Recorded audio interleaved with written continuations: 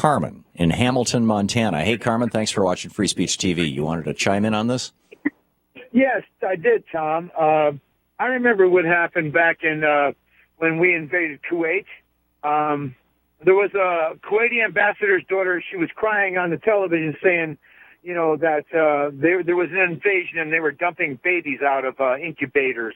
Right. And which was a total lie.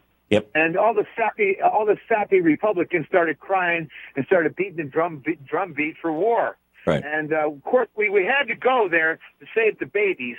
But what was happening in 1958, a little-known oil company called Zapata Oil out of Midland, Texas, had drilled 300 wells that they set on fire, not even 100 yards from the border of southern Iraq. Well, they did a dirty. Wait a minute, Zapata Oil, owned by George Herbert Walker Bush, was drilling oil wells in southern Iraq? Yes. No, in northern Kuwait. In northern Kuwait. On the Iraqi border. They drilled the wells. They whip-stocked it and drilled at least 8 to 10 miles into southern Iraq's oil reserves. Right, they were slant drilling. That was the complaint. They started that in 58, you said? Yes, in 58. And that's when Kuwait became oil rich. And they were actually giving every man, woman, child, Bedouin tribesman who couldn't read or write $70,000 each. If your kid got sick in those days, they would fly you to Paris, France, because Kuwait was so oil rich. But they weren't even taking one drop of oil out of Kuwait. They were stealing it all from Iraq.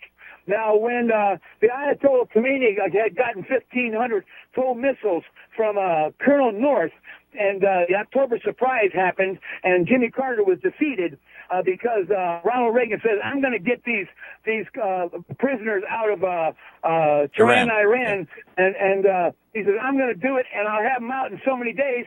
Well, they elected Ronald Reagan. Okay. Right. Well, what was really happening at that time? They had armed these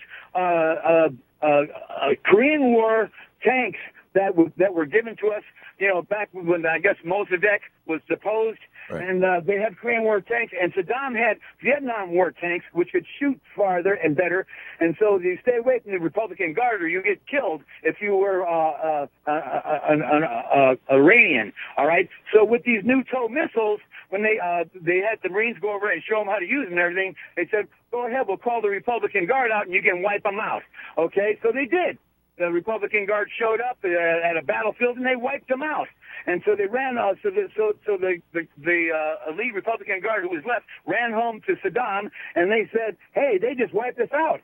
So Saddam says it's impossible. They've got Korean War tanks. There's no way they can take us on. They said, "Go back there and find out what happened." So they picked up plastic tow missile parts, and they read on them USMC Camp Pendleton, California. And he goes, "George Bush just screwed me over. I'm going to get him." And that night, one of his planes, one of his French Mirage jets was flying over our AO in the middle of the Gulf of Hormuz, because he had the coordinates and he could fly over the top of our people without any molestation, because he was an ally to George Bush.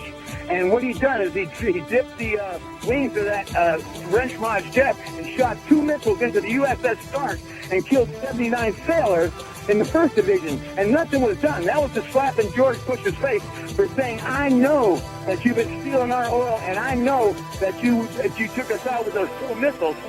Amazing. Carmen, thanks for a little bit of backstory.